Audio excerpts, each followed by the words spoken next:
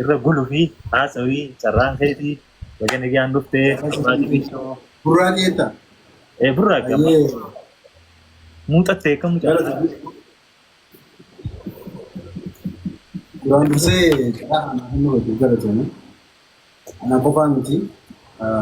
Maqaa hordoftoota fayyaatiinis maqaa keessummoota asirra jiran hundaanuu galatoomi siin jaa. Duraan dursee baneessa sagantaa kanarratti diraamaa reefuun kan qophaa'e sanarratti hedduu waan nama boonsuuf waan nama hammatu hedduu waan namatti illee tolu ergaa guddaa of keessaa qaba akka ergaa irraa fudhannu arguu qaba. Akkasumas sagantaa intarviitii fi shoo garaagaraadha akka kan dura bilayya keenyatti turanitti waggaa afurii oliif abdiin instaagiraam irratti gaggeessuu ture. Amma garuu bifa haarawaan tiktook irratti deebi'uu feetu dhugaan siinjaa hedduu gammadee hundi keenya obbo gammadanii jira. Sababnis warroota miidiyaa kana gubbaratti dhiibbaa uuman jee yaadu keessaa muraasa keessa warra nuti qabatu jaaladhu keessaa tokko abdeeni immoo sababa amaletti uuman dinqisiifadhu nama jaaladhu sababa waan hin qabuufi guyyaa tokkollee beekamtii danda'e kana dogo godhattee sii gandas nama arrabsu nagarre even tokkummaa fi dhaloota kanarratti dalaguu malee si waa bilisuu nagarre sun hedduu waan sillee boonseenullee boonsu itti aansuudhaan immoo odeessii waan ittiin dhaamsuudhaan fudhachuu qaba. Kunis maali? Ajandaa garaagaraa yeroo hedduu ni dhufa. Wanni beekamuu qabu ajandaan fedhe ni dhufa ni deemas. Ajandaa dhufee deemu san garuu ajandaan hin fedhe yeroo dhufu akka deemutti akka fayyadamu. Ajandaan sun ni deema ni dabra waan jirutti akkas ilaalee akka fayyadamu. Sababni isaan maal kana miidiyaa kana gubbarratti wallaa dhugaa dubbatu maal qabannee maal akka dhiisnu wallaa dhuguudha. Speeshaalii ijoollee xiqqoo kan jennu ijoollee dhaloota amma lafa wal deemu kan jechuudha. Miidiyaa namni nama hordofu beekuu qabu. Maaliif akka hordofu? Namni ati hordoftu sun jireenya keessatti dhiibbaa hin uumu taanaan fuulduratti takkaa'oo sammuu keessatti dhiibbaa hin uumu taanaan hin hordofin. Anarraa uumaan taane wanti nan dalagu takka si bashannansiisuu qaba, takka waa si barsiisuu qaba, takka guddina keessatti waa dhiibbaa uumuu qaba. Hin ta'u taanaan immoo nan hordofin, abbaa fedhii hin hordofin. Maaliif jennaan duraan beektaa warra keenya yeroo dhaaban saahiba tolii, olmaa tolii siin jedhama. Maaliif saayibni si balleessaa olmaa kee tolchuu qabdaa jedhanii si gorsan. Yeroo ammaa sana immoo hiriyaanis saayibni kan kee beestii yoo jiraate telefoona feeti moobaayila feeti. Moobaayila feetirratti namni ati hordoftu sun jireenya feetirratti dhiibbaa hin uumu taanaan waan si fayyadu hin tarkaanfachiisu taanaan bu'aas hin qabu bahi jala. Maaliif jennaan abbaa fedhii taanaan faayidaa isaatiif akaas gubbaa fi wanta jiru. Ati yoo yeroo didaguu jirtu maaliif pilaatfoormiilee garaagaraatiif biizinasa barnootaanis ta'ee waan fedheenu jijjiiruu dandeessu. Deemtee yeroo nama siin taane irratti jala deemtee hordofurra maaliif akka hordoftu hunda caalaa beekuu qabdanii isin jaa.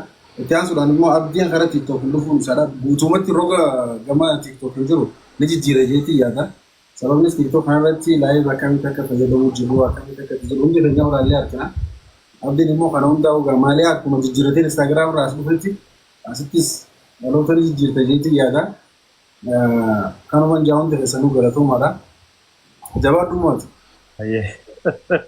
Siinummaa kanas itti yaadu.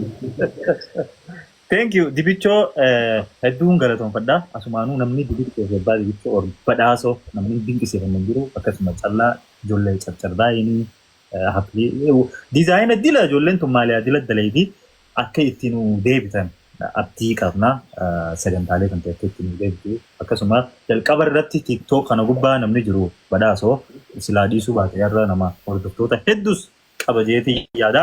Akkasii badoo fayyaa jabaadhu ittiin deebii ittiin ufuuf sagantaan ta'eeti ibsaa abbaa jaalalaa baga nagaan dhufte mee viidiyoo nu banii mutirraa nu kaasii mee osoo nu bee yeroo takka. Artistii kabajamaa fi jaalatamaa osoo Faraanii kan ta'e nama kan liqisiifadhu. Faraan karaa bootaatiin kannaa fi Faraan anarratti humaan qabu itti dhufu. Faraan beekaatiin itti fayyadde. Okay. Ibsaa viidiyoo nu banii yoo dandeesse. Noobsi. Mee achina deebisi carraa nama biraatti dabarsiif. Okay, saalaa reedii jiran ta'a. Mee saalaa ammaas beeyi.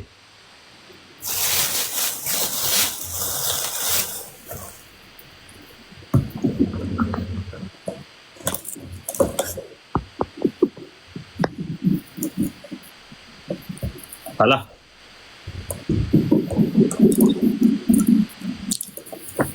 Badoo fi callaa jechuun jirtanii inshaallah guyyaa takka lama qofa nu kannaadha isaan lamaanuu waliin viidiyoon as gubbaa isinii kennaa amma laayivii gubbaa jirra guyyaa takka lama qofa nu kannaa inshaallah wal biratti ni eegatu haala munshida keenya qaalii fi gaarii bagana gaan dhufte saahiba fi obboleessa kiyya welcome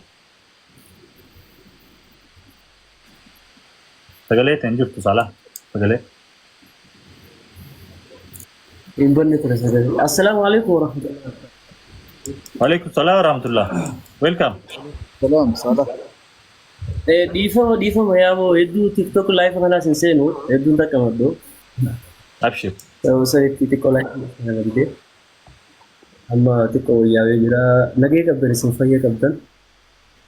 وبدي سخيك علي وأنا بيتي أسرنا في روكتي في تكان لما دي بيجون داري كم بيكمتا. أبا جالالاتي جالالان نما موتا نمني حريفني كم جنان نما هم داود جفا وليجا بيجان دوتا أران كنو أورمو هم دوليك أبدي أسو سبان أدى أسو سبان ولي في البي تكما جالala keessaatis takkummaa kana cimsinee haadimni yaada jiru irraa proogiraama bareedaa fidee akkasumatti shoon kunis Instagraamaa fi Facebook irrattis ni yaadatama. Biyya hunda jaalalaan nama hammataa. Warri asirra jirtan hundinuu warri hordoftoota isaatii fi hordoftoota keenya akkasumatti warri dhageettii sooshaal miidiyaa irra qabdan isin hundinuu baga nagayaan wal agarree baga nagayaanis wal dhufnee baga tokkummaa keenya as garsiisnee tokkummaa keenya leellisnee asin ga'uu keenya haadhaatu beekaa ilmaan hundinuu akka wal jaalatan fadhaa akkasuma miti haati ilmaan hundinuu akka wal jaalatan beekee abbaan isinuma fadhaa sababa sanin wal qabsiisee anis hojiin tiyyaa nushida waan hin ta'echa nashidaa haadhaatiin asumaan isin afeera rabbi tokkummaa keenya waliin isinufaa cibsuu osoo sabaa fi shanyii waliin qonne tokkummaa oromummaatiin tokkummaa islaamummaatiin tokkummaa amantaa hundaa wal jabeessine warra waliin deemu rabbina haa godhu. Tufi salam, thank you. Tunufu ya.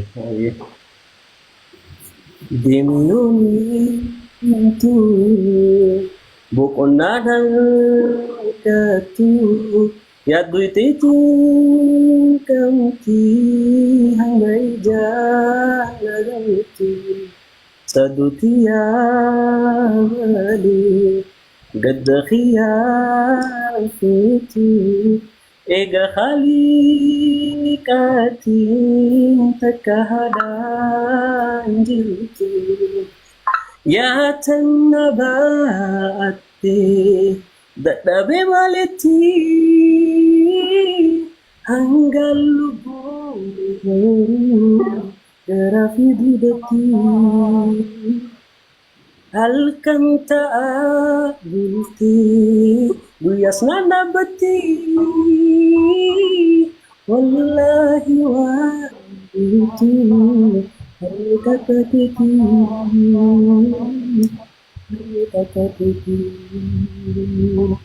haadhatu harmee yaama እናቴ yaama kana fakkaatiin isin ja'a hedduu takka galatoomaa warreen ganis akkasumatti warri annaa jirtan hedduu takka abdii keenya kana du'aa godhaa fi hedduu takka nama cimaadha nama dandeettis qabu akkuma obboleettiin keenya ishaan jette sanitti nama yaada koroora haariyaan dhufu yaada bareedaadhaan as dhufte obboleessa kiyya qaalii warri asirra jirtan hundi keessan hedduu takka galatoomaa. Assalamu alaikum warahmatullahi wabarakatuh.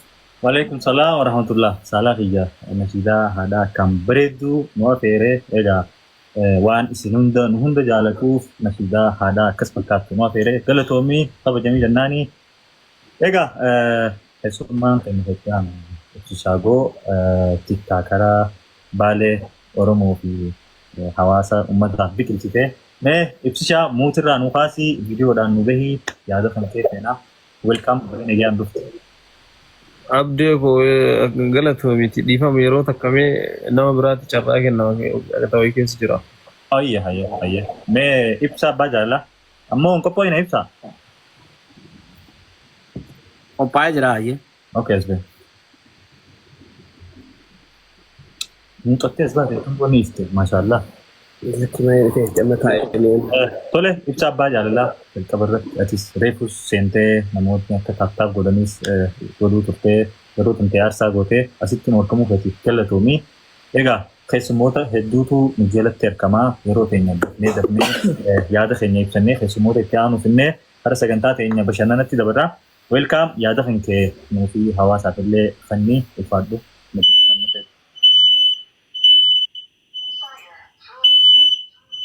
Okay. Galatoomi ulfaadhu ammaan tana keessummaa kabajaan goote reefun tana immoo keessummaa biraati. Gannu haree qaallachuu kun maali jee dubbiin sun na dhibde qirii jirtu amma nu dubbanna.